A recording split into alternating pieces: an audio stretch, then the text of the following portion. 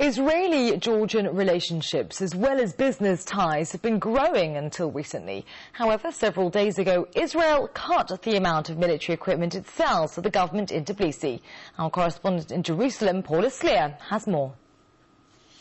Was the timing a coincidence, or were Israeli generals merely reading the writing on the wall?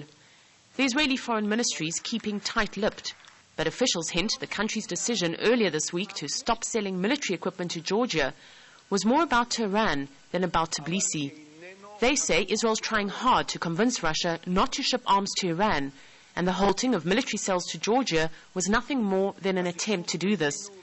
But many in the Jewish state believe the decision to cut trade was linked to growing tensions in the Caucasus and Russia's reaction to flights of unmanned drones over the demilitarized zone between Georgia and Abkhazia.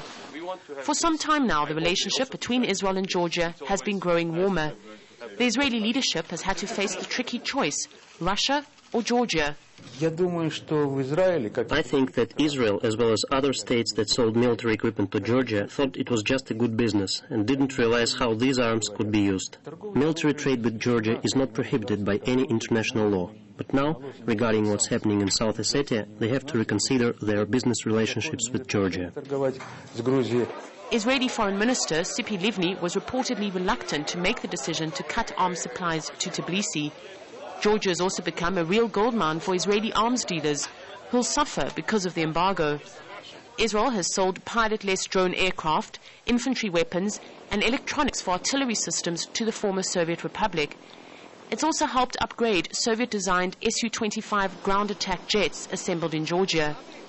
Military cooperation between the two countries extends to the sharing of know-how. Israeli generals advised the Georgian military, among them Brigadier General Gal Hirsch, whose unit fought ground battles during the Second Lebanon War 2 years ago. Hirsch resigned after the conflict, publicly criticizing the way it had been handled. He set up a private business enterprise and provides security and strategic advice to the government of Georgia. On the diplomatic front, much to Russia's irritation, Georgian President Mikhail Saakashvili visited Israel in 2006. He met senior officials and received an honorary doctorate from one of the country's leading universities. His acceptance speech caused a stir when he called Georgians the Jews of our time and compared the then Russian President Vladimir Putin's policies towards Georgians with the anti-Semitic campaigns of Russian Empress Catherine I.